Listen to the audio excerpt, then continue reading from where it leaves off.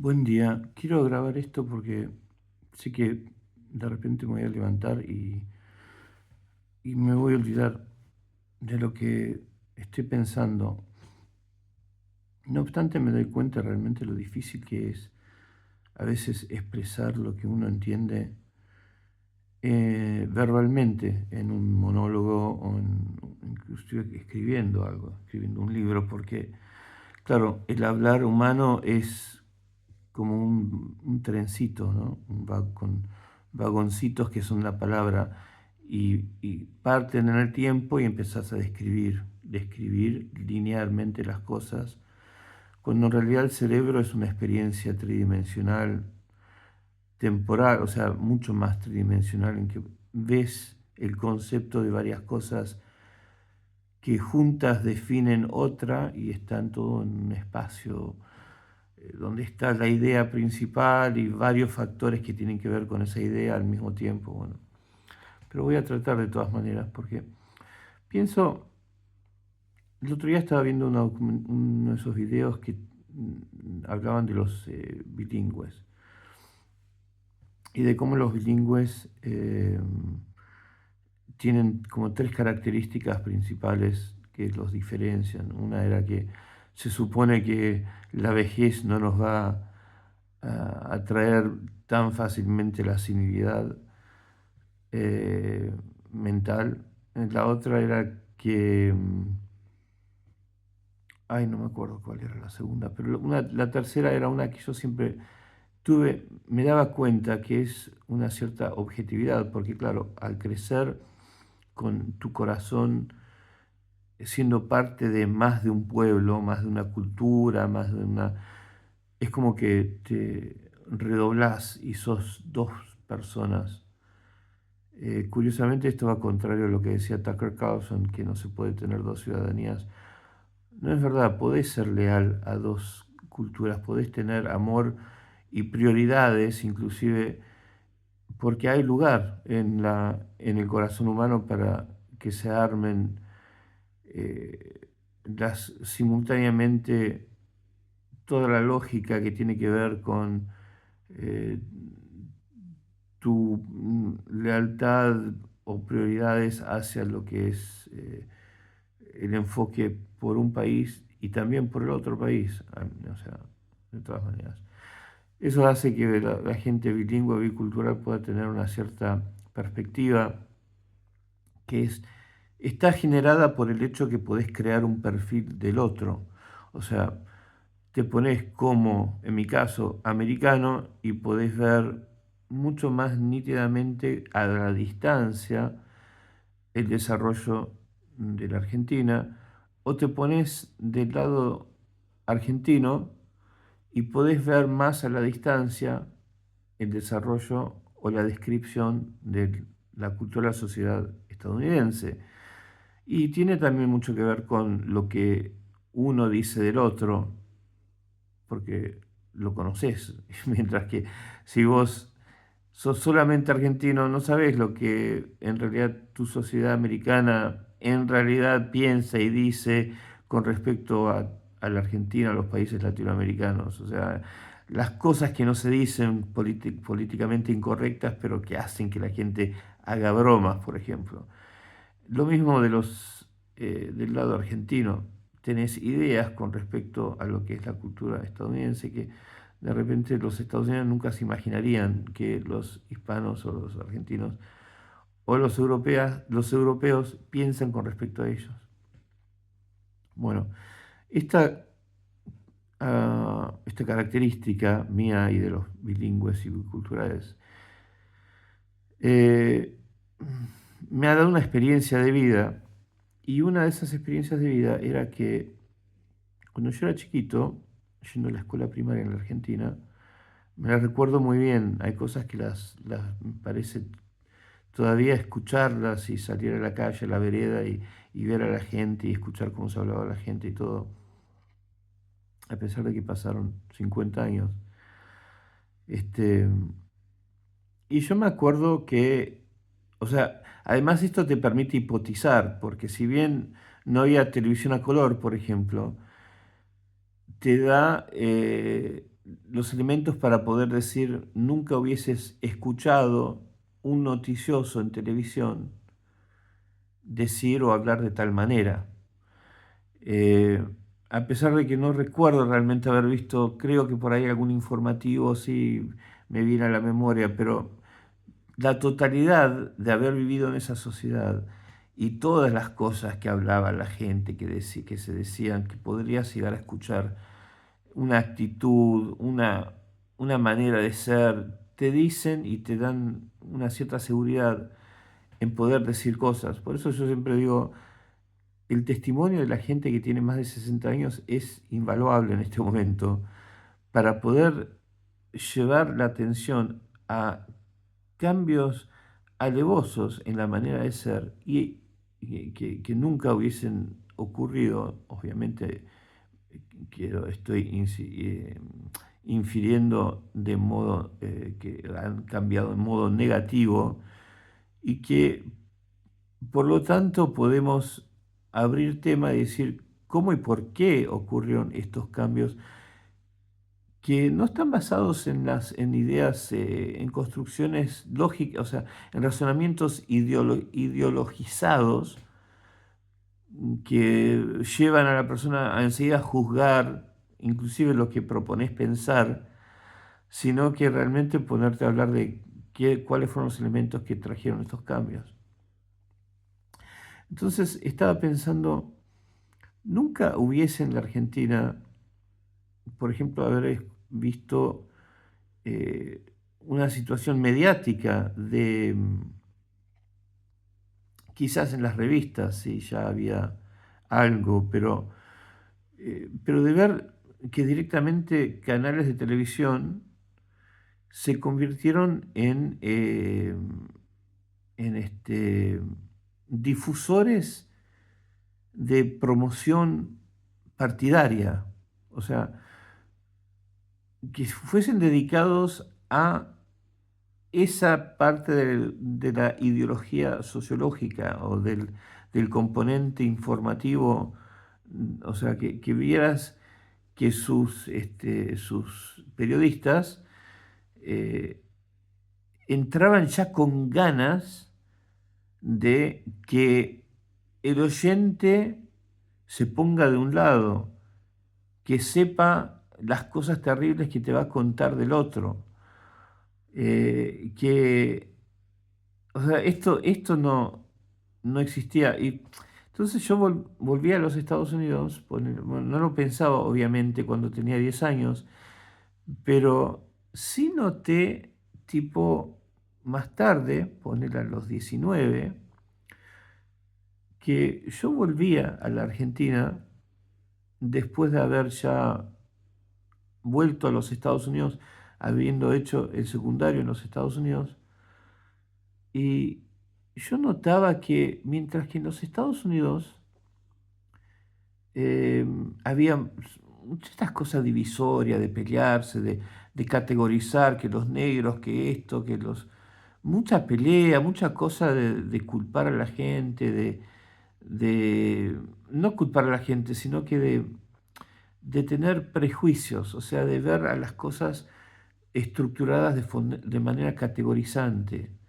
El racismo, o por ejemplo, habían ocurrido las revueltas donde dieron vuelta a un camión en medio de la calle, y había mucho tema con los que querían hacer el proactivismo, que era obligar a los chicos que fuesen al colegio en barrios donde no predominaba su raza, eh, su raza de piel, ¿no? ¿Cómo se dice? Sí, este,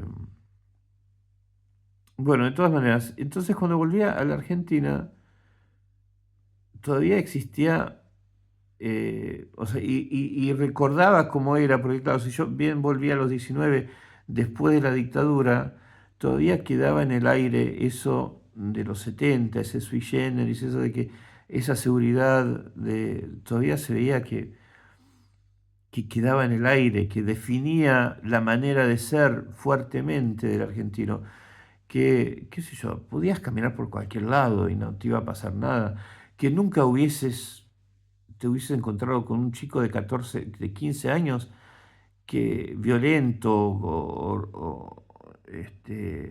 con una motocicleta te atacaba con un cuchillo. Son cosas que no eran parte de la Argentina que yo conocía cuando era chico, en los 70. Claro, la gente hoy cuando respondería a este tipo de comentario o diría, enseguida está como condicionada, formatada a pensar la dictadura, o sea, están los de, entre comillas, derecha, dirían, bueno, porque la dictadura, cuando había dictadura no había criminalidad, qué sé yo, dicen un montón de huevadas, pero no es así de sencilla la cosa. La, la, la que dirige la forma cultural de una sociedad es la personalidad y el hablar de la gente. El hablar y lo que nos educamos a creer y a pensar es lo que termina creando la experiencia cultural de un pueblo. No llega un gobierno a imponer lo que es ese país. Aparecen gobiernos que son la manifestación de cosas que vamos permitiendo y luego se alzan la voz, pero no cambian al país de un momento al otro. Se convierte en una manifestación de algo que era posible, pero a pesar de que aún no constituía la personalidad cultural del país.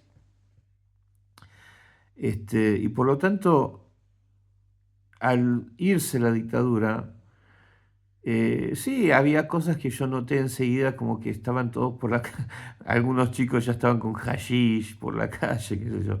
Quizás siempre existió un poco de eso y yo no lo veía porque era demasiado chiquito, pero sí veía cosas, por ejemplo, de vuelta. De vuelta porque todavía no dije lo que quería decir, perdón, estaba pensando para mí mismo.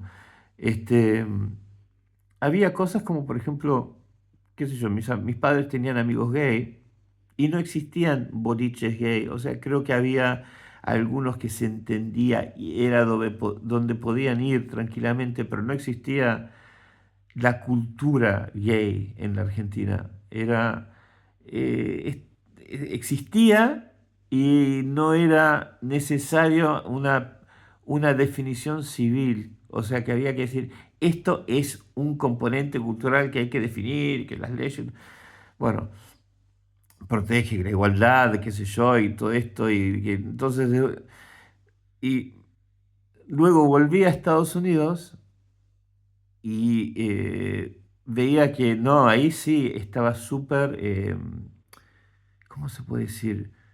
Eh, Como entrenado, quiero decir, pero no es nadie entrenó a nadie, es como definida, articulada la cosa del comportamiento social gay, o sea, el boliche, la manera de ser, las ideas políticas, el movimiento de esto, o sea, toda una cosa que como si fuera una cosa que apareció que en los Estados Unidos sí empezó a desarrollarse en los años 70 con, eh, o sea, todo nace en los Estados Unidos, me recuerdo que decían algunos.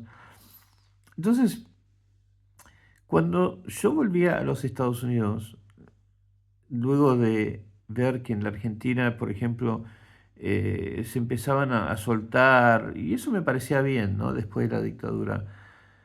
Eh, y luego volví a la Argentina otros años más tarde, y estamos hablando ahora de luego de que gobernó Menem por un tiempo. Empecé a ver cosas, o sea, habían cosas que antes no existían cuando yo era chico, que era los motochorros, o sea, el caso de un padre alguien en la familia que mató, había violaciones, por supuesto, como en toda la historia de la humanidad, las- los chicos, o sea, hay cosas que nunca aparecieron en un determinado momento y sin embargo las hablamos a veces como que son fenómenos recientes. Pero eh, lo que noté es que, porque claro, más grande me fui a ver quien había sido una tutora privada en casa, una señora amorosa que había sido me quería como una tía y me había enseñado hablar, a escribir y a leer castellano cuando tenía 7 años. Y cuando la fui a ver de grande, ya tenía su propia escuelita. Ella estaba muy orgullosa de ella. Y ella me trató como una tía. La iba a visitar al colegio, a su colegio, y eh, me llevaba a tomar un café, qué sé yo, y estábamos hablando a ver si por ahí me conseguía un trabajito como profesor de inglés. Y me contaba ella y sus maestros todo lo que habían hecho los cambios a la educación Menem, que quería que tuviésemos una educación como un sistema educativo como el americano, y ya no se dividía más en primaria y secundaria, y todos esos detalles me contaron. Y bueno, el sentimiento general era que había arruinado todo, porque además estaban llegando a su vez, porque las cosas conspiran para formar esa cultura que va creando la experiencia del país. Todas estas ideas americanas del progresismo, porque uno dice, no, las ideas americanas no solamente invaden la derecha, pero también la izquierda. Y entonces empecé a darme cuenta de algo que yo pensaba para mí mismo, pero no tenía con quién hablarlo, porque ¿con quién podía compartir ideas que no serían comprendidas ni de un lado ni del otro?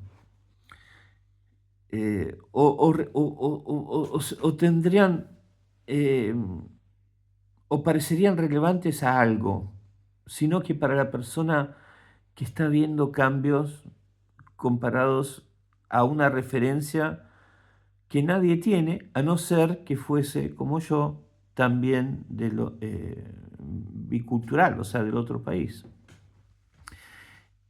Y me parecía, y era que me parecía irónico que los argentinos pensasen que en Estados Unidos había más libertad y más modernismo, cuando a mí me resultaba que era la Argentina, que era menos prejuiciosa, más libre, más aceptadora, porque inclusive en Estados Unidos estaban colgando, matando de repente o insultando a alguien por su activismo, porque esta es la cosa, ¿no? Porque la agresividad de instalar ideologías culturalmente también provoca a alguien que quizás antes hubiera sido moderado, a que le dé bronca que estés tratando de obligar un pensamiento político. Entonces, por ejemplo, ocurrieron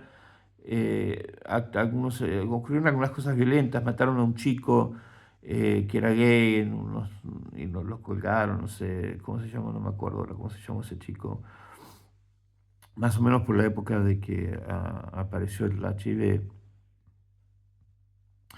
Mientras que en la Argentina no se veían a sí mismos como carentes de esa división, de esa polarización, pero sí querían tener estos mismos elementos, querían poder decir los derechos gay, eh, o, ¿no?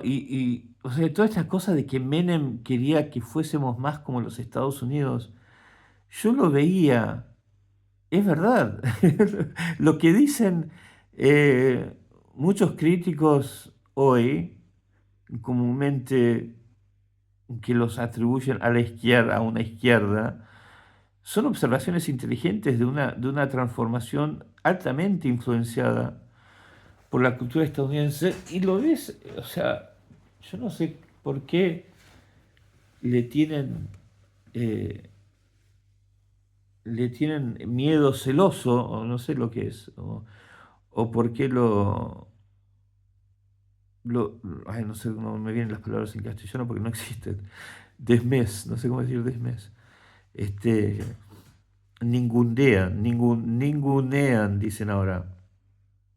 Descreditan o le sacan valor a la gente que dice eso cuando es tan obvio. O sea, aparece un candidato flameando o sea, que vamos a hacer, lo primero que dice en su candidatura, No es que yo quiero que mi país, y como todo presidente normal en cualquier lugar de la historia, en cualquier país del mundo, viene con amor por su patria y reconociendo, demostrando que sabe los problemas pertinentes a cómo somos y lo que sabe va a ser escuchado por la media del oído cultural de su país.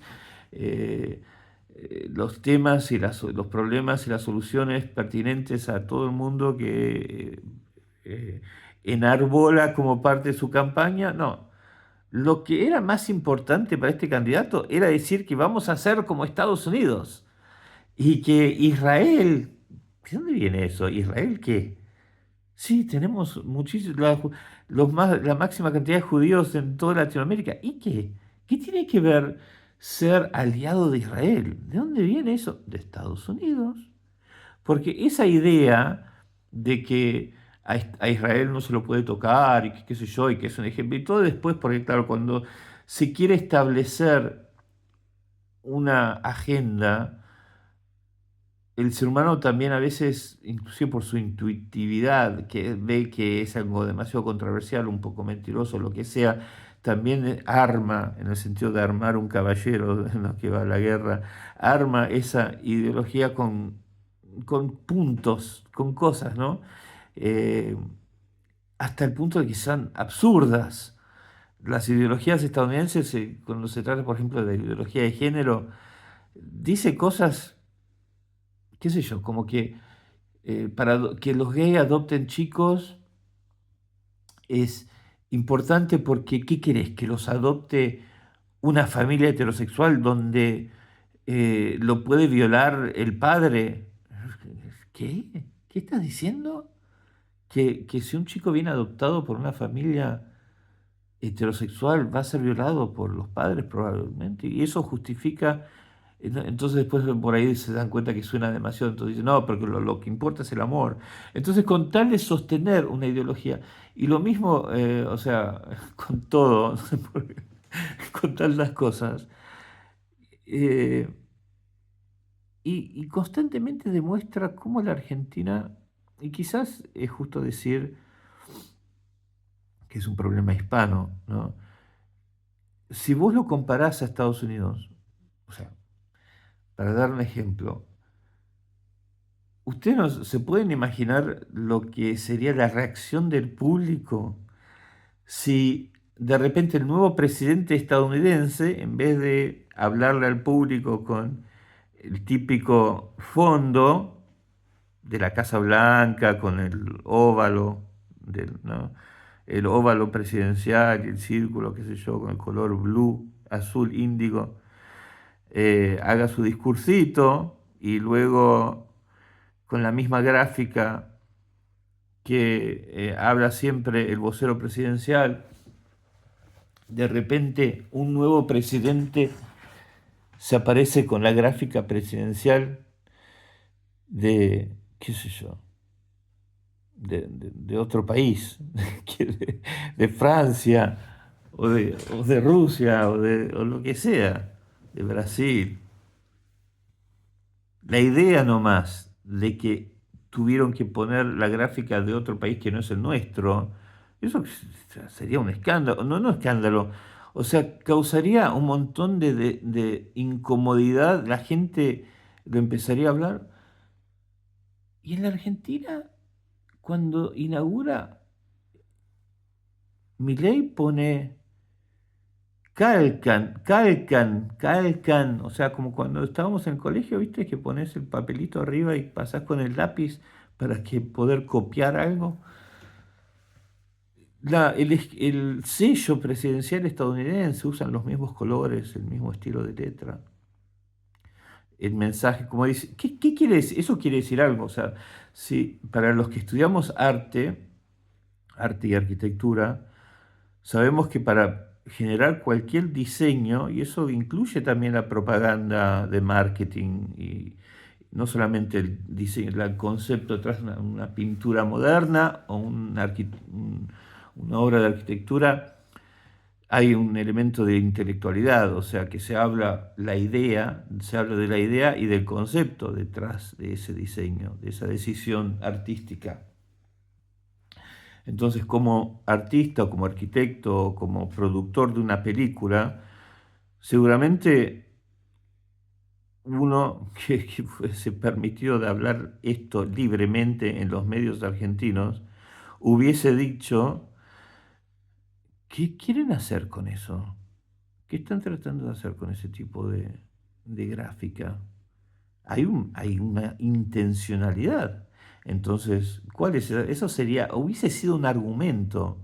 Extrañamente en la Argentina ni se dio esa conversación. ¿Cuál es la idea entonces?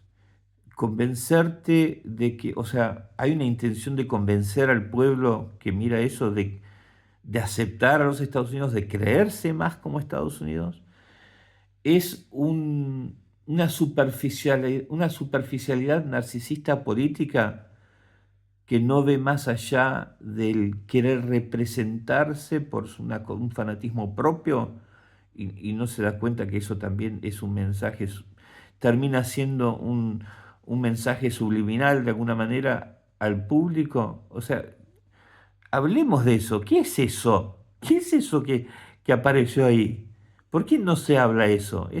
Bueno, po- ¿por qué no se habló de que durante una campaña presidencial la cosa que parecía más motivar las pasiones de esta persona era decir que iban a ser, y ahora sí que Estados Unidos va a ser nuestro aliado, parece que e Israel?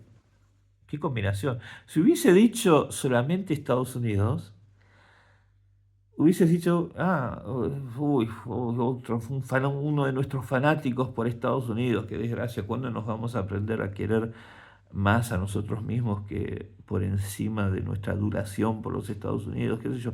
Hubiese habido una conversación, qué sé yo, pertinente a la realidad de la cultura, ¿no es cierto? Pero Estados Unidos e Israel, eso hace evidente que quiere imponer una ideología, porque esa es una ideología propiamente extraída de la intelectualidad política o ideológica, una ideología política de los Estados Unidos. La idea de que Israel es americana esa idea. No tiene nada que ver con la Argentina. Y esto es típico de Milei, que quiere imponer a través de lo que dice a que pienses de esa manera. A mí siempre me pareció muy ofensivo eso. Como, ¿qué viene a decir que hay que ver? O sea,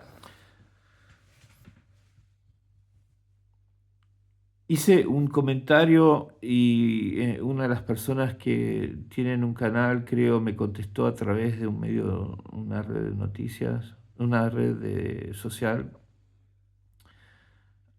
como que me di cuenta que leyó mi comentario. Una persona que es importante en las redes sociales, en los canales de YouTube, que yo, eh, se ve que leyó eso y dijo algo porque usó una palabra que yo usé y me di cuenta, leyó mi comentario. Usó la palabra faro, que fue un poco rara como yo la usé también, pero de repente dijo, Estados Unidos no es nuestro faro. Porque yo escribí un comentario en una red social en la cual dije, parece que nunca hubiésemos tenido personalidad, que siempre tenemos este faro, por lo menos a la mitad de la población. La Argentina está como dividida, ¿no? O agrupada en los que no se animarían nunca a decir nada en contra de Estados Unidos. O sea, que terminó manifestándose en uno que adula abiertamente a los Estados Unidos, como que vamos a dejar de ser caretas y vamos a decir lo que realmente somos. Preferimos ser Estados Unidos, no nos interesa la Argentina, parece que estuviera diciendo. Y está el grupo que tiene todavía lo natural y lo normal, que es que un pueblo piense primero en lo que quiere de sus propias entrañas intelectuales, o sea, sean las que sean, sea lo que sea la totalidad de ese conocimiento, pero el sentido es de yo quiero, nosotros queremos para nosotros, estamos pensando como país. Y eso lo hacen todos los países normalmente.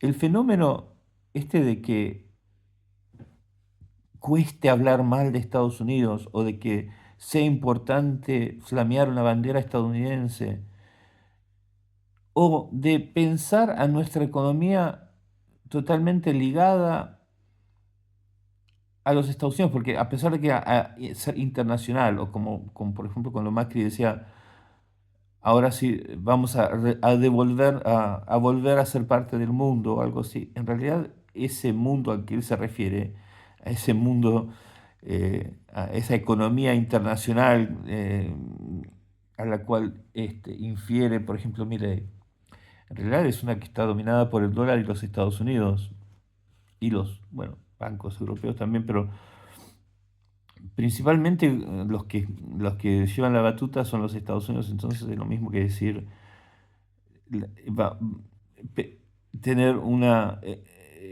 y en cuanto a lo económico no existe tanto esa esquizofrenia cultural de tener amor por lo tuyo, porque inclusive lo que desarrolló mucho la...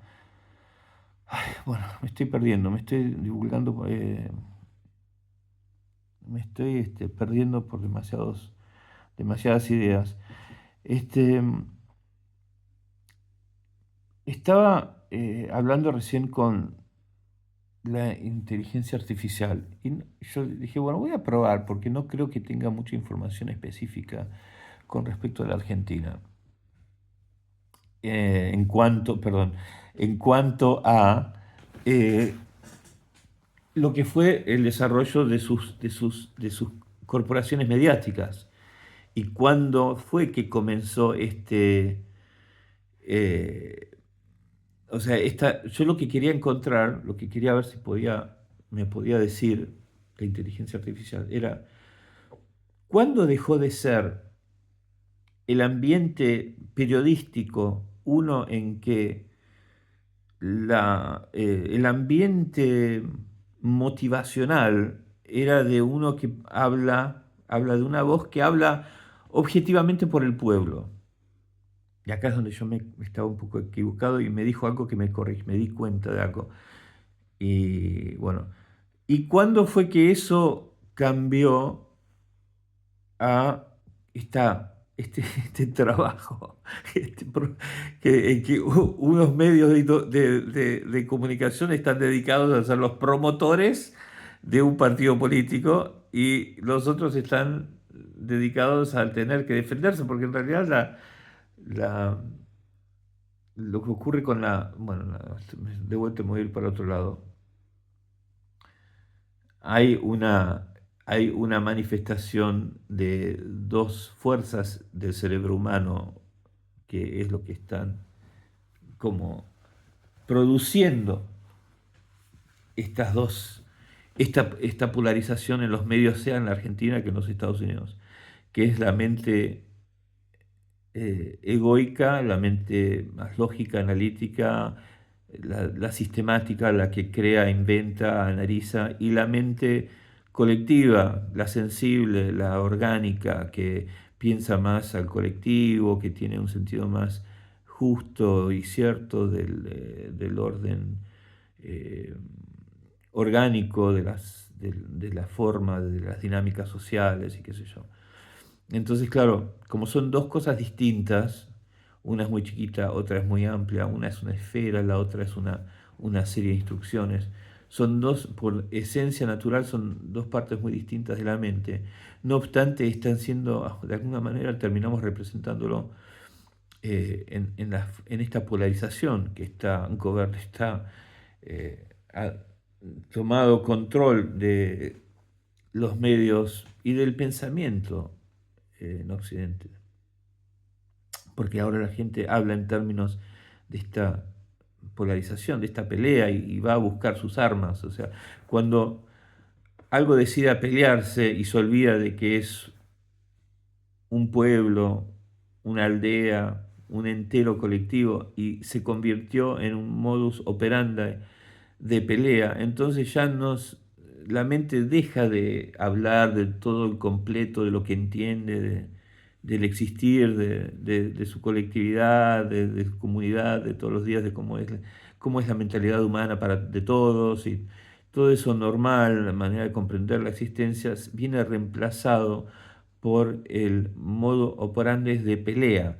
Y cuando de guerra y pelea, o sea, de confrontación, empezás a querer encontrar el enemigo, a buscar las armas para prepararte y anticipar. El enemigo siempre dice esto y por lo tanto hay que tener una serie de críticas y de desprecios y de armas de poder lanzar contra el enemigo. O sea, cambia el formato y las dinámicas, sean de la persona como piensa y de los argumentos que gobiernan los medios.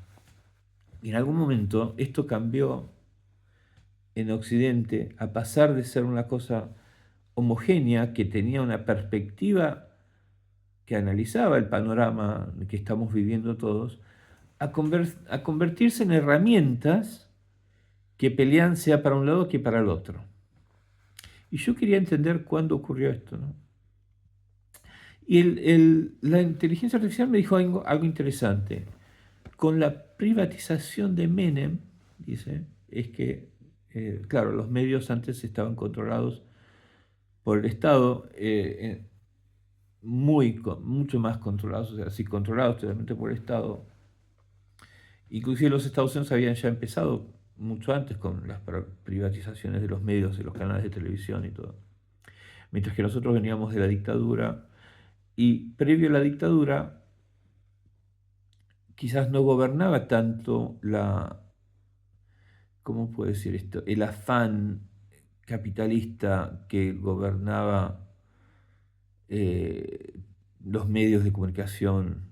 No existía la televisión prácticamente, estábamos en blanco y negro todavía, se tenían los diarios. Este, y claro, entonces ahí me di cuenta que, claro, había una homogenización, eso que yo decía me recordaba a los 10 años, que no era así, la Argentina, que parecía mucho más libre, homogénea. Este, también es justo decir que, eh, era porque la dictadura o las dictaduras imponían un status quo muy, conservador, muy restringido, muy, a fines de sus intereses y de lo que ellos querían. Entonces, bueno, y entonces ahí me di cuenta, no, no es que había objetividad humana hermosa y fue arruinada, es que antes la gobernaba, enteramente otra cosa. Entonces, pero después viene las privatizaciones de Menem, que fueron tremendas, ¿no? Entonces, ¿qué pasa? Algo tan importante como la la información de la realidad del país, en teoría, se supone que los medios, las noticias tienen que darnos un panorama de lo que pasa con nuestro país, con nuestra gente, viene tomado por manos del ser humano. No, esto es lo que me causa gracia siempre, porque Milei siempre dice, no, porque claro, que él cree en el mecanismo del sistema, él no piensa que está manejado por seres humanos. Esto es lo que yo creo, es un sistema que funciona y lo van a hacer, porque esto es lo que nos va a hacer ricos, piensa. Esto es lo que va a funcionar y esto es lo que todos los libros dicen y me han enseñado que es lo que funciona y hace los países ricos. Bueno, a través de estos sistemas, a través de esos sistemas es verdad que muchos países han logrado enriquecerse, inclusive China sacó de la pobreza aplicando, aspectos del capitalismo y asegurándose y manteniéndose fuerte gracias a mantener también aspectos socialistas. Este, pero claro, no, me causa gracia porque Milei dice que, eh, tiene una fórmula, ¿no? Porque tiene estas fórmulas que en su campaña dijo, y porque funciona así, así, así. O sea, ¿cómo es? La escuché mil veces y ahora no me viene. No el proyecto de la libertad, sí, esa es otra, ¿no? Porque claro, libertad cuando... ¿Y la libertad de los palestinos? ¿El derecho de propiedad de los palestinos dónde quedó? Los palestinos no tienen derecho a tener su casa, a que no toquen su granja, a que no los echen de su tierra. No, eso no son un concepto, porque como lo más importante, cuando la ideología es devastadora. La ideología humana es la imposición de cómo tenés que pensar, pero no quiero hablar de eso en este momento. Quería recordarme de... eh, que a crear más productos, ¿cómo es que dice? Este, las ideas de la libertad quieren decir que el empresario, el héroe, ¿no? El benefactor, porque gracias a esto y a que el empresario maneja esto, se mejora todo el país, ¿no? Esto es lo que quiere transmitir. Gracias a que... Ah, la demanda hace que... No, sí, que producto de mejor calidad, claro, a través de la competencia hace que el producto de mejor calidad del empresario gane, porque, o sea, en teoría dice que la necesidad del comprador o del consumidor resulta en que el empresario que produce el producto de mejor calidad a precio más bajo tenga éxito. Y eso hace que crezcan los empresarios y crezca, sí, capitalísticamente, el empresario que mejor calidad a mejor precio produce productos, ¿no? Basándose en la necesidad del consumidor. Y es falso eso, no es verdad. Porque la empresa y el sistema económico está gobernado y las decisiones vienen tomadas por ¿quiénes?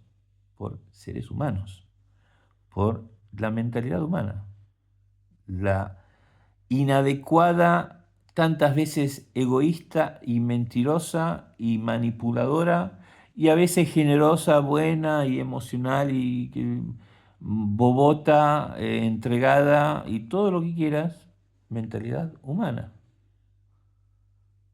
Y eso quiere decir que en realidad lo que busca el empresario es es hacer ganancia. Ganancia es lo que motiva el capitalismo, liberal, no liberal, el que quieras. El ser humano tiene dinero en sus manos y cuando tiene la habilidad de generar ganancia, no está pensando, ay, a ver, vamos a hacer de que los ciudadanos de Formosa tengan las mejores zapatillas que somos capaces de producir con el menor dinero, con que nos cueste lo menos posible, para que ellos tengan las mejores zapatillas que se puedan tener. Bueno, no, está diciendo, no, en Formosa no vendamos estas zapatillas porque no nos van a dar ganancia. Vendámoslas en Palermo y bueno, abramos un shopping donde podamos agarrar una gran cantidad de gente a las afueras de Mar del Plata también y ahí vamos a vender las zapatillas.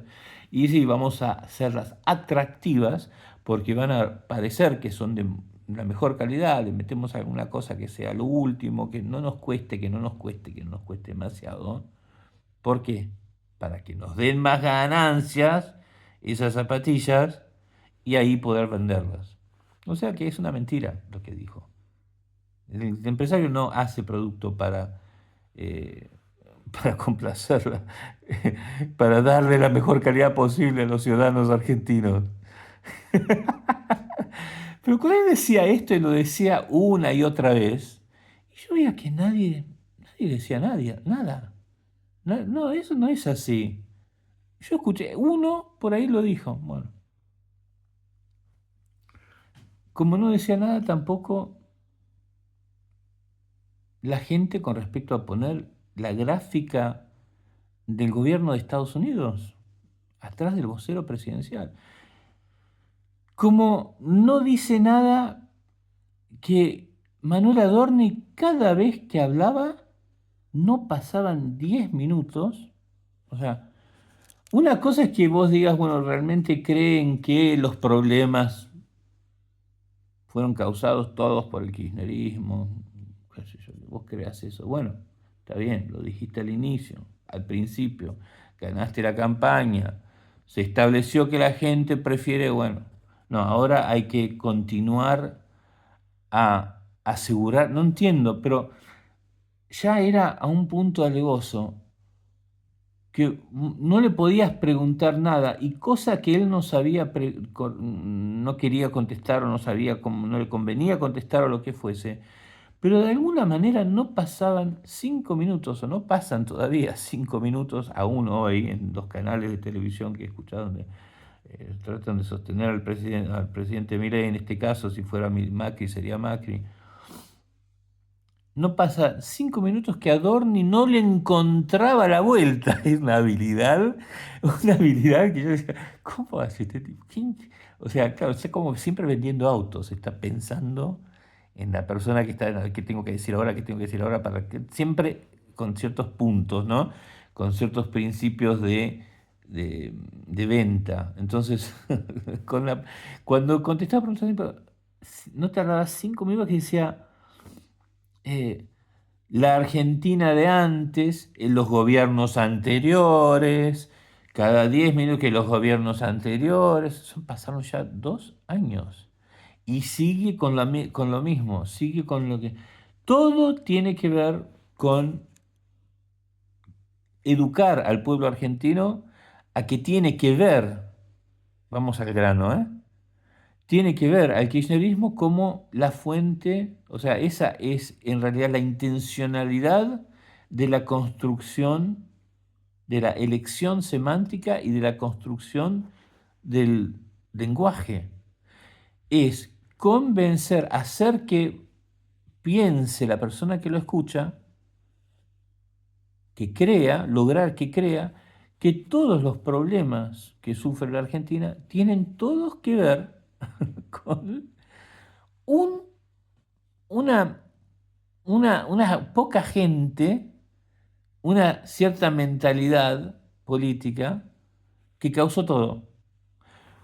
No fue todo un desenvolvimiento de muchísimas cosas que conspiraron, que se fueron poniendo una encima de la otra, que por culpa de una debilidad o por algo que no se construyó primero, lo que se aplicó por esto, por el otro presidente, hizo que fracasara. O sea, el progreso de una nación es un complejo, es como,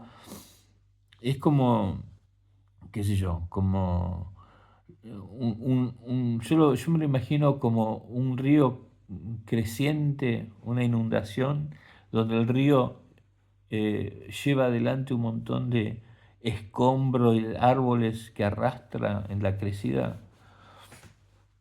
Son así, es como algo que se viene revolviendo, no se sabe exactamente, no se puede decir tan fácilmente qué es lo que hizo. Hay cosas que sí, por ejemplo, se pueden. Claramente, algo que hizo Menem hizo que la Argentina estrepitosamente cambiara su forma cultural. Eso sí se puede decir porque se puede evidenciar. La gente que tiene mi edad puede decir, yo me acuerdo de la Argentina antes de Menem, no tenía estos problemas. ¿Cuándo empezaron los chicos en redes sociales a escribir como que no existe la letra H? O que no importa si es S o C. ¿Cuándo empezó eso? Antes no era tan así. No era así para nada. La gente escribía bien. Los chicos, todos escribían bien. Y ahora, no sé, la gente adulta, veo gente menor que yo, que tienen señoras que tienen que yo, 40 años, 20 años menos que yo, y no pueden escribir. O sea, escriben, usan palabras que sí, porque el hablar vivo, o sea, el transmitir auditivamente el lenguaje lleva la construcción gramatical correcta, pero cuando la escriben toda mal. Entonces me hace pensar, esto no era así. ¿Cuándo ocurrió? ¿Y quién fue el que cambió el sistema educativo? ¿Cuándo fue que dejó de ser exigente la escuela? ¿Cuándo fue que de repente no se podía retar a los niños porque los padres te podían hacer una causa? Bueno, ayer miraba, ¿y estas ideas de dónde vinieron? Eso es lo que, eso es lo que voy también, ¿no? Porque, claro, el, el, el gesto de lo que yo estoy, que todavía no estoy describiendo bien, es que la Argentina estaba definida por lo que resulta haber sido una cultura católica. La cultura católica enseña ciertas cosas, o sea, enseña ciertas ideas en las cuales crecemos y eso resulta en los países que luego se manifiestan. Entonces, por algún motivo, pues, la Iglesia Católica este, enseñaba mucho lo que es, qué sé yo, no sé ni por dónde, ni por dónde seguir con esto, pero a lo que voy es que ya había una especie de solidez, de integridad, que basada en algo que mucho más cercano a lo natural, a lo no estructurado por ideologías divisorias. Eh, y todas estas cosas que fueron modificando la Argentina no provinieron de nuestro corazón cultural. O sea, para dar un ejemplo, el tema de la homosexualidad siempre ocurrió en todo el mundo, por supuesto. Cada cultura a través de la historia fue haciendo con este aspecto de la sexualidad humana un- una escultura distinta, política, civil. O sea, y siempre, o sea, los otomanos, los árabes, los romanos, los griegos, todos tuvieron su inclusión de alguna manera de este fenómeno que produce la sexualidad de todos, la sexualidad humana, con sus divergentes y contrastantes, digamos, no ambigüedad, pero ambigüedad, o sea, esta cosa que también al mismo tiempo no es tan bien querido por la psique del ser humano y a la vez es algo que tiene una especie de camino que es abierto a que se manifieste siempre. Bueno, entonces esta característica ha hecho que siempre tuvieran una forma muy particular en la existencia política o civil, social, cultural de las... Bueno, entonces la Argentina ya tenía su forma de, a través quizás de su forma católica de ser, a no ser muy malos, no ser excesivamente malos, o sea, con respecto a aquellos que se burlaban o lo despreciaban o lo que fuese. Mientras que en otros momentos de la historia, en otros lados, o sea, había violencia, maldad, maltrato, asesinato y qué sé yo. Bueno, bueno, todo un tema, pero a lo que voy es que de haber la Argentina manejado eh, la importancia que el mundo occidental empezó a dar a qué sé yo, porque todo se trataba en realidad de tratar de ser menos violentos o de no ser, eh, de enfocarlo a través de la criminalidad o de la injusticia, qué sé yo no sé. El problema es que Estados Unidos lo convirtió en un tema civil, por algo que les pasó a ellos en los años 70 por un evento, por una... la manera política que es la sociedad americana de tener que abrir tema y empezar a discutir y argumentar el calibre político de las cosas siempre hicieron algo que ocurrió en Nueva York en los años 70 a que se tomara como una cuestión, terminó siendo una cuestión de derechos civiles. Esa fue la forma en que Estados Unidos resolvió su problema. ¿En la Argentina teníamos un problema? ¿Realmente? Teníamos un problema con homosexuales. Yo me acuerdo, mi vieja tenía amigos gay, se sabía, qué sé yo, había chicos en los clubes de rugby, estaba siempre ese que, bueno, los amigos decían, ¿sabes qué? Pero tenía un lugar eh, incluido y no se hablaba, no era una cosa que resaltaba, que tenía que definir a la persona necesariamente. A pesar de que el lenguaje sí tenía el artículo, ¿no? Decía, es un puto, que siempre fue el problema con la humanidad, porque en vez de poner la inteligencia en la responsabilidad social, cultural o fisiológica, biológica, química, qué sé yo, de este fenómeno de la sexualidad humana, siempre también ayudó a aislar al individuo. Entonces existían términos como un puto, ¿no? Pero en realidad es una cuestión sociológica que ocurra la, el desarrollo desproporcionado a necesitar el amor del mismo género, no como una experiencia rara que después viene sujeta a ambas fuerzas que particularmente la gobiernan, sino que a una que prevalece, que parece que le resulta que lo sana o le atiende a algo que le falta, y entonces hace que siga creciendo. Bueno, pero de todas maneras, la Argentina hubiese tenido su propia manera de, de avanzar culturalmente, pero no. Lo que quiso la Argentina era copiar exactamente como venían las ideas de Estados Unidos, con el derecho civil gay, todo lo que trajo el, el progresismo argentino, viene de ideas que nacieron en Estados Unidos y un poco en Europa, pero en Europa también se contagia mucho de Estados Unidos y de Inglaterra.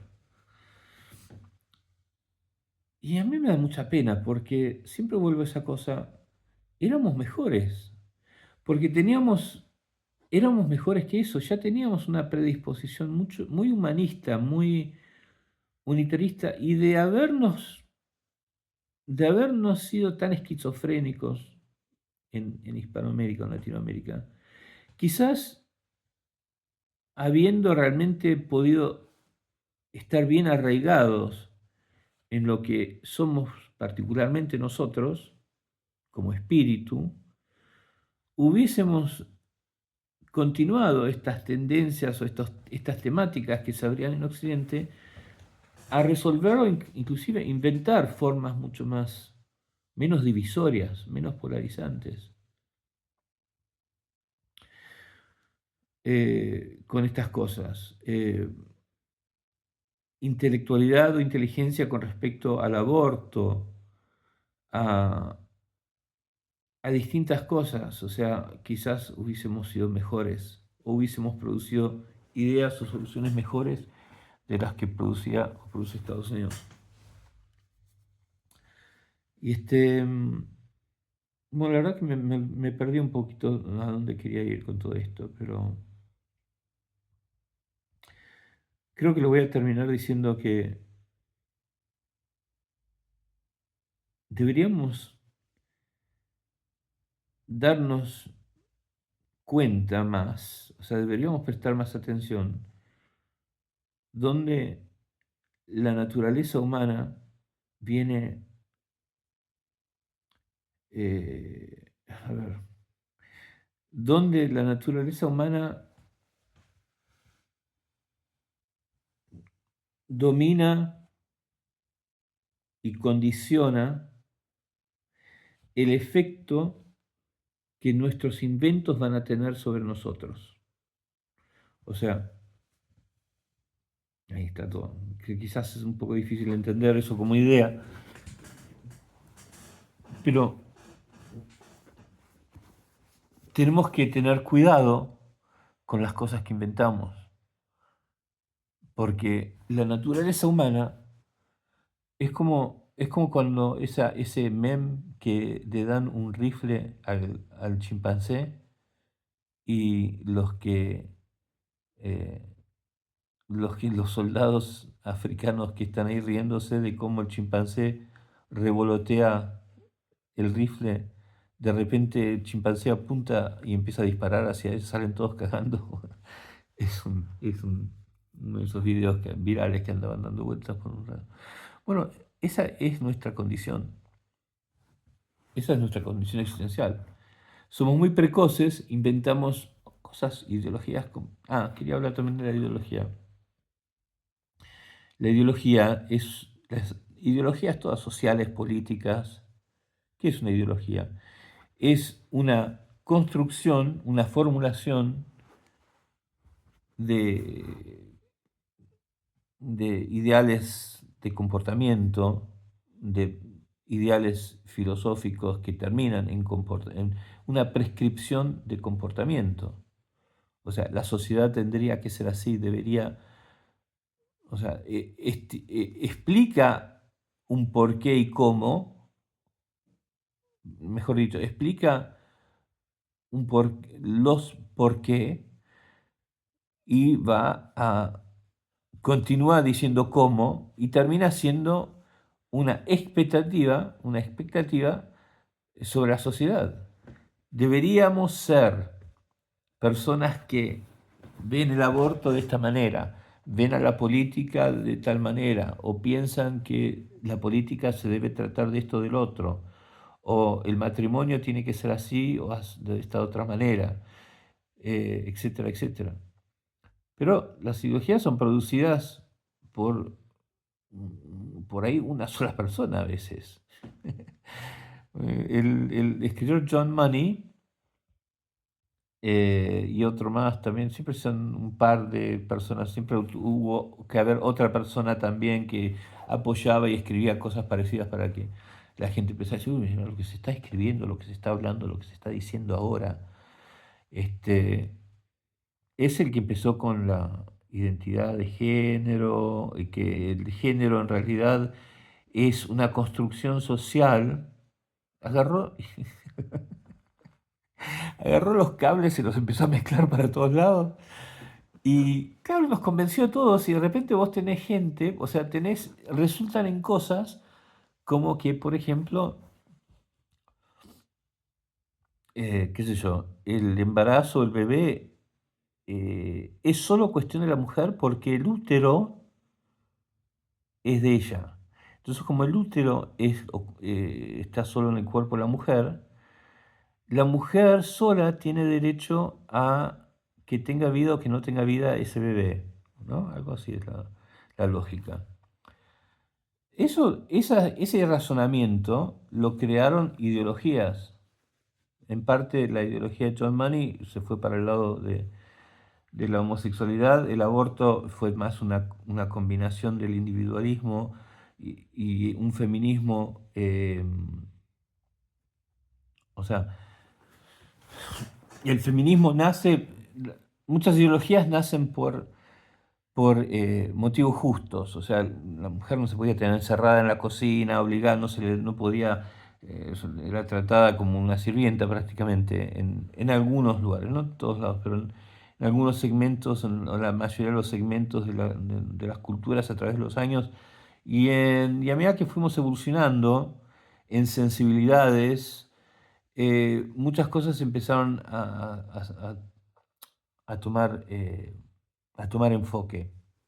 Entonces, el voto de la mujer, perfecto, y un montón de cosas que por supuesto tenían todo el sentido del mundo.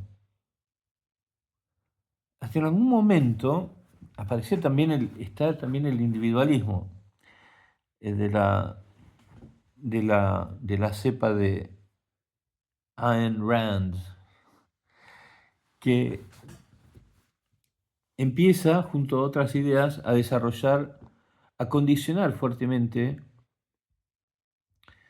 las ideologías a tomar forma de individualismo. Es mi derecho, yo tengo derecho a que nadie me diga lo que tengo que hacer y todo este tipo de ideas. eh, Está bien, pensando una ironía. eh, Empezaron a condicionar también la forma en que evolucionó el feminismo y el aborto. ¿Por qué nace? La idea del aborto, o sea, porque la medicina ya había descubierto maneras de hacerlo, ¿no? Antes de que fuese una temática política, se sabía que se podía, ¿no? Sea con químicos, con instrumentos y formas médicas. Entonces se convierte en un tema serio porque mucha gente empezó a decir, ¿cómo puede ser que así nomás vas y te haces un aborto, matas al bebé? Bueno, y eh, fuertemente condicionado por el individualismo. La ideología, por lo tanto, es devastadora porque nos hace creer que hay que pensar de cierta manera, aun si uno da dos pasos para atrás, volvés a mirar a esa situación orgánica, diseñada por la evolución, ya hecha de cierta manera. No hay nada, hay cosas que, o sea, no vamos a cambiar muchas cosas que ya están hechas en la forma del ser humano. Ya están hechas así. No vamos un día los hombres a empezar a producir bebés. Y no vamos a eliminar un montón de otras fuerzas subconscientes que tenemos que la evolución ha creado, ha puesto en nuestros cerebros por haber evolucionado en este mundo bajo las amenazas y los peligros a la existencia que tuvimos por el 95% de nuestra trayectoria evolutiva. Entonces, también se puede dar dos pasos para atrás y de repente decir, ¿y por qué no también el derecho del papá? En efecto, hay muchas culturas que es al revés. El padre es como el dueño del bebé. O sea, es como que la mujer dice, acá tiene, tenga, tenga su producto, tenga su hijo. O sea, si existe también completamente lo opuesto, quiere decir que quizás no estamos tan acertados en que esto de que la mujer es el hombre no importa. El hombre tiene que dar un paso al costado y dejar que la mujer decida qué pasa con el embarazo. Pero no tendemos a cuestionar las ideologías porque, primero de todo, no las identificamos como cosas que nos enseñamos a creer. ¿No? Nos creemos que son realmente, es lo último que se está hablando, que se ha descubierto, es así como lo ve la gente. No ven las ideologías como otro artefacto más que inventa la lógica egoica del ser humano. Una idea que propuso John Money en un libro o ciertos políticos con respecto a la economía,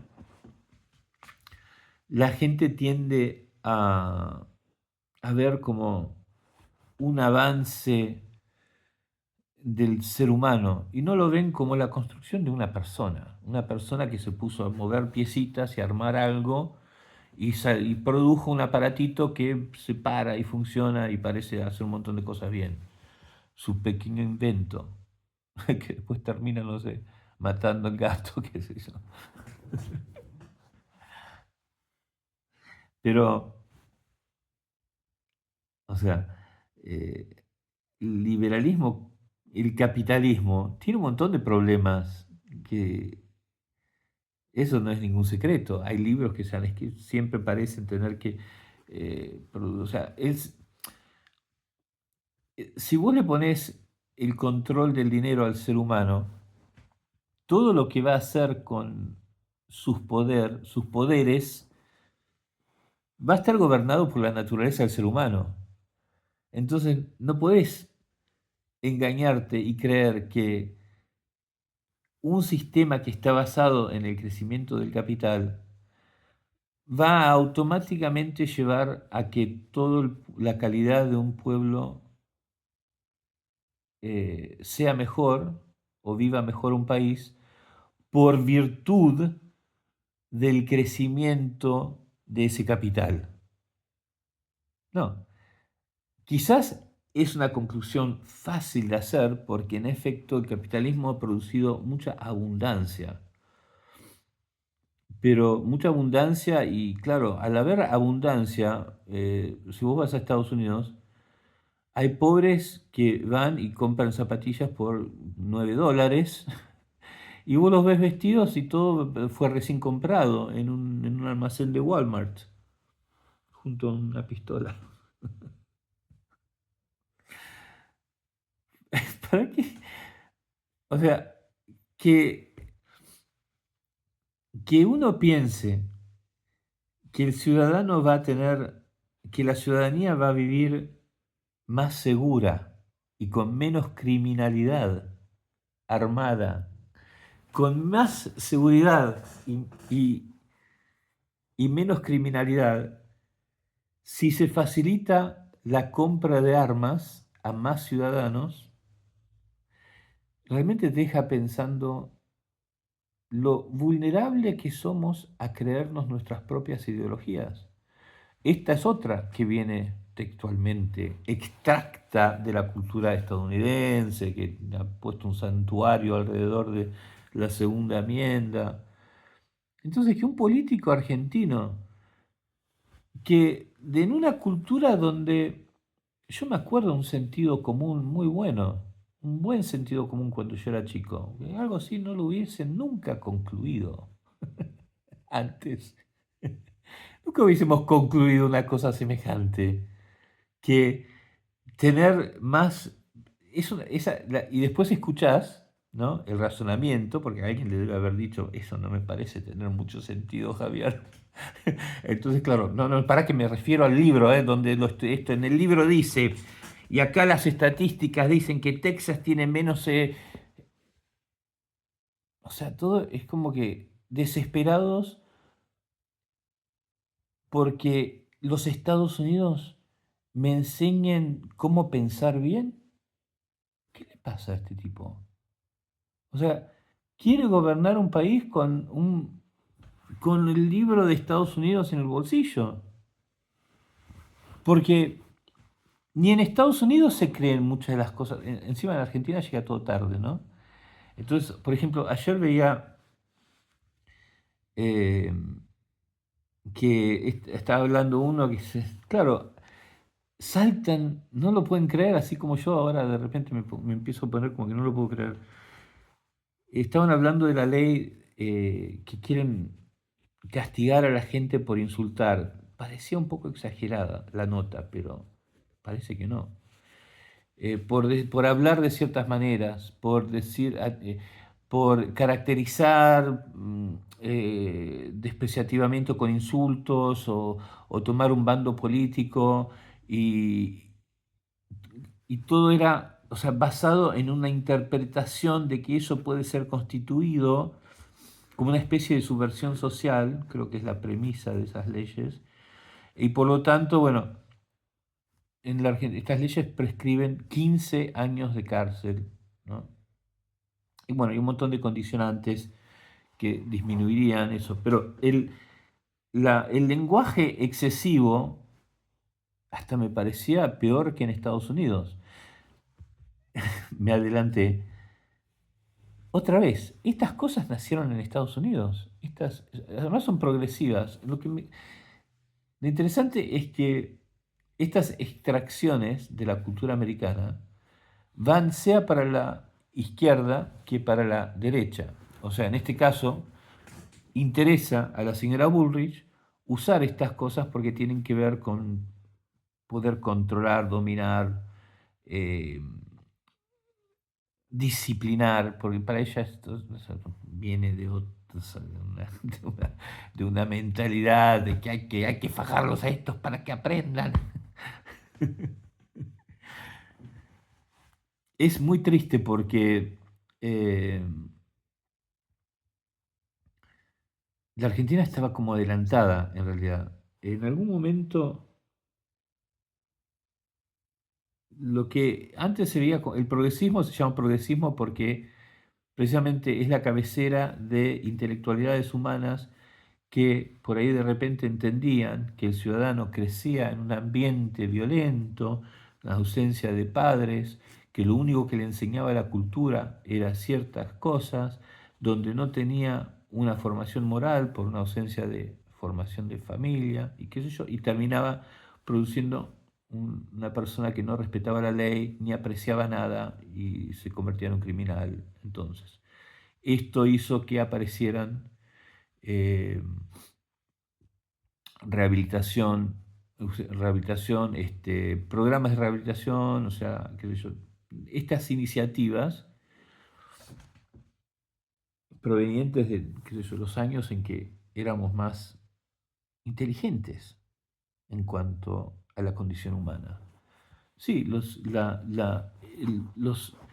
unitarismos, todos los unitarismos, eh, el movimiento de los 60 de Estados Unidos, el pacifismo, que lo llaman, que produjo los hippies y todo eso, ¿por qué provienen? Provienen de una combinación del catolicismo y las filosofías orientales.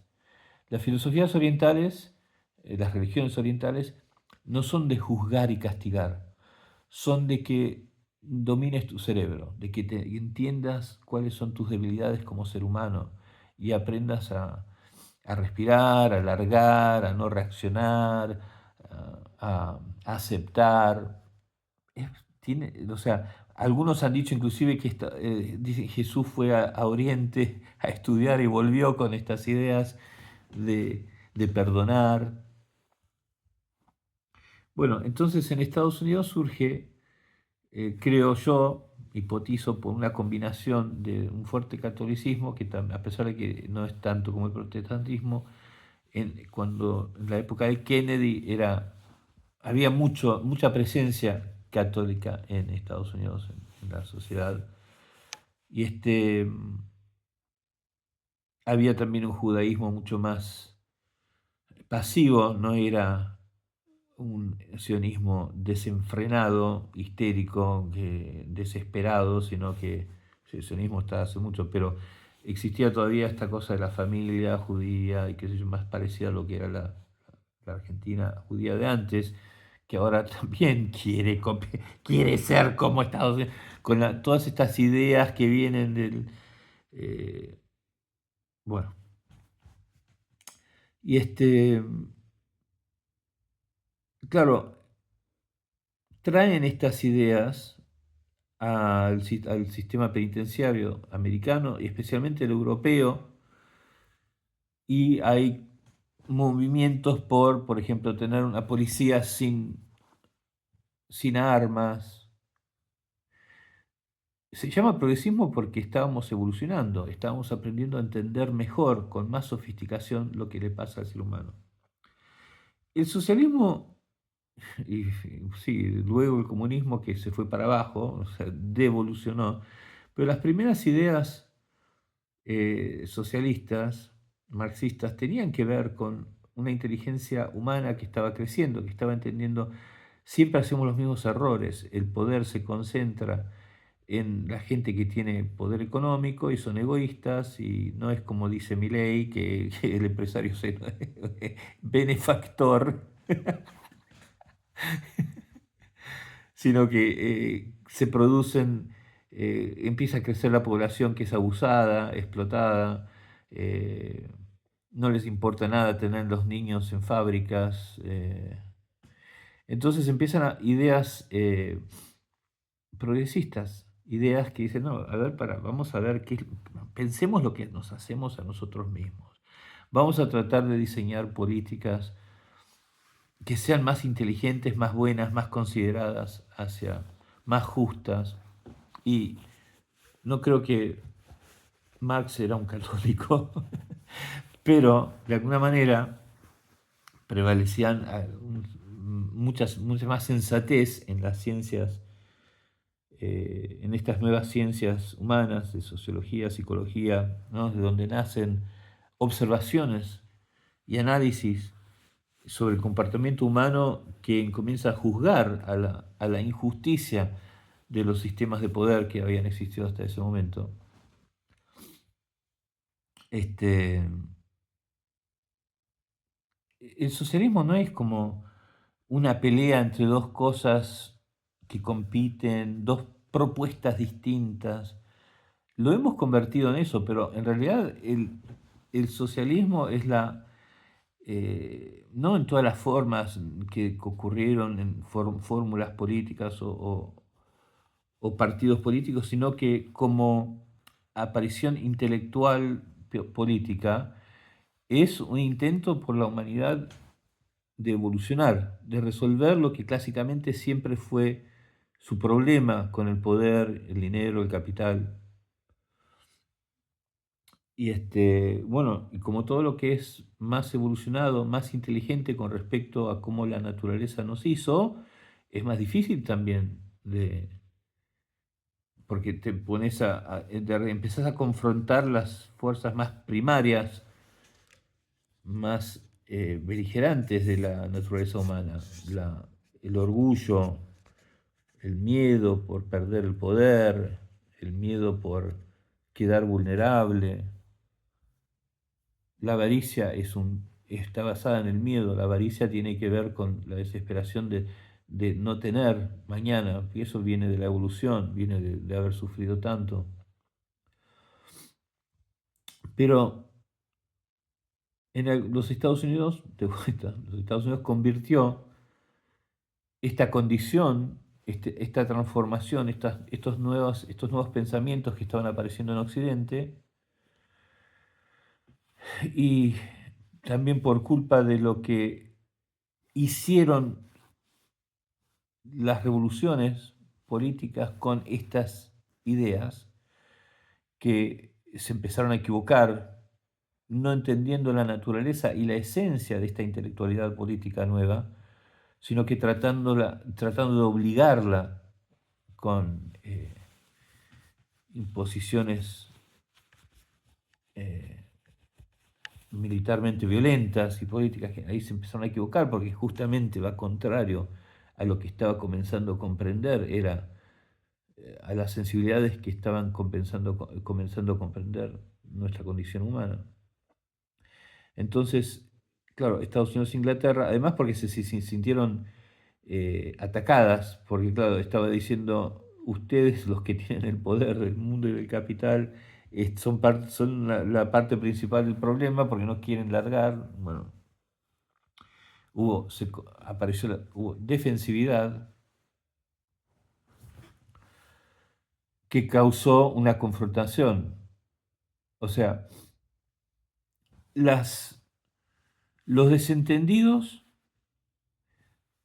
se evolucionan a peleas que luego hacen que el público que presencia esa pelea entienda la situación como la pelea y ya no como las situaciones que causaron esa situación. Para dar un ejemplo, eh, dos personas, qué sé yo, van a pescar juntas para traer pescados a la aldea. Entonces, uno tenía que traer la caña, el otro tenía que ir a buscar el automóvil para llevar los dos al río. Bueno, el amigo fue a buscar al que tenía la caña de pescar y bueno, antes de llegar al río se quedaron sin gasolina. Entonces se empiezan a pelear porque ese era tu trabajo, vos te tendrías que haber ocupado de, de tener el auto lleno de gasolina y al amigo le contesta, es que vos no sabés lo difícil que no es culpa mía, se acabó la gasolina en esa estación y si yo iba a la otra estación no llegaba en tiempo a venir a buscarte y te dejaba plantado y yo preferí no dejarte plantado. Pero bueno, el amigo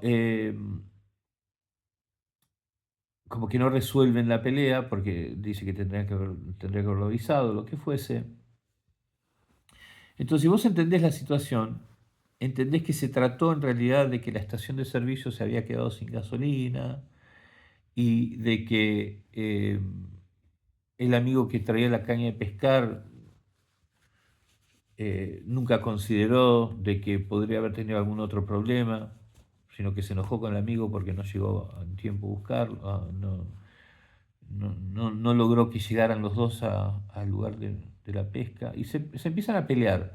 Se empiezan a pelear por situaciones de que los dos no van a poder llevarle pescados a la familia, de comer a la familia, por las estaciones de servicio que se alejó de donde normalmente estaba y todos los problemas. Y vuelven a la aldea como discutiendo estas cosas. Ahora, para la aldea, ellos lo que ven es sus dos amigos, estos dos amigos, estas dos personas, que son con los que ellos cuentan para, para traer la comida todos los días del río, se están peleando y se tienen que dejar de pelear. O, o hay que encontrar quién tiene razón y quién está equivocado para que se dejen de pelear. Entonces, la aldea comienza, toma partido por uno o toma partido por el otro según lo que a cada, cómo la prioridad se convierte en que la pelea se acabe o que uno gane, que es lo mismo a que la pelea se acabe. Están todos como presionados a tomar partido por uno o por el otro. Y se convierte esa situación, que antes era compleja y comprensible, que se podría haber resuelto por sus distintos elementos, o comprendido sin haber jamás generado una pelea, se convierte ahora en una pelea por culpa de que la gente se separó en dos bandos y los amigos también se formaron parte de eso y empezaron a pelearse solo por el hecho de pelearse. Entonces todo lo que continuó después de eso se trató de soy de los que están con fulanito, no, yo soy de los que están con menganito. Y ahora tenemos un problema que no se acaba nunca porque resulta que el problema es fulanito contra menganito.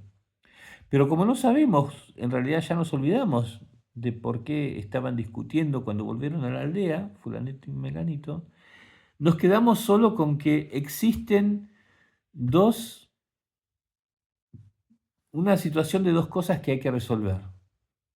Sabemos que hay que resolverlo, sabemos que son un problema para que llegue comida a la aldea y sabemos que ya nos enseñamos a pensar que hay que acabar con una para que la otra pueda continuar. O sea que es una pelea y nada más. Entonces, terminás con alguien tan importante como presidentes,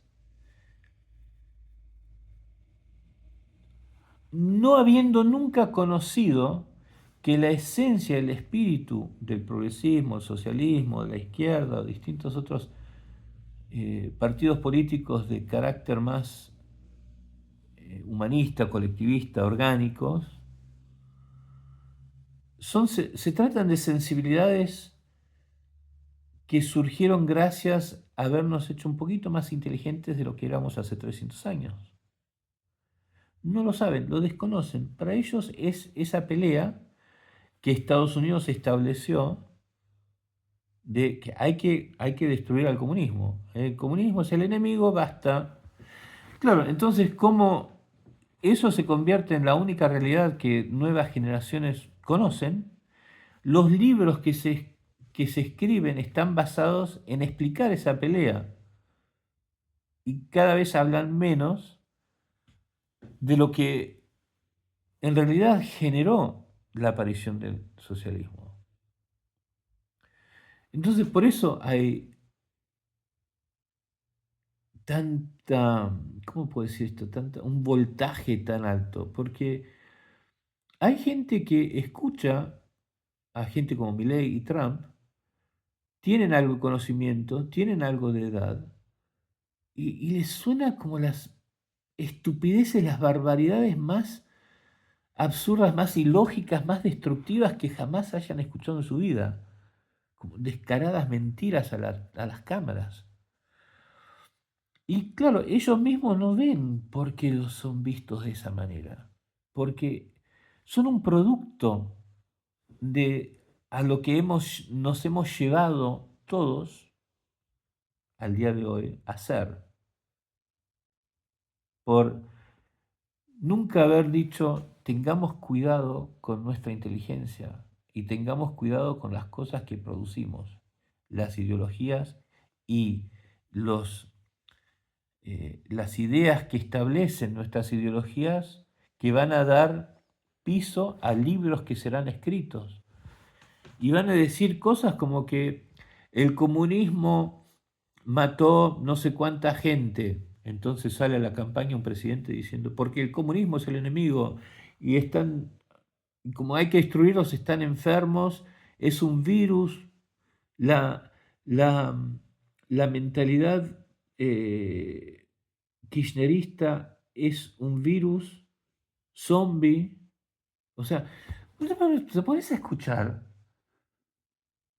las propuestas de, educativas, o sea, porque le están proponiendo mirarlo de esta manera, que producimos gracias a haber perdido el hilo de todo. Porque esto viene de que alguien en algún libro escribió que el comunismo mató tantas personas. Disculpen, ¿y el capitalismo? O sea, el capitalismo no mató miles de niños inocentes en Vietnam, en Japón, cuando en Irak, en Afganistán, en Siria, en Sudán,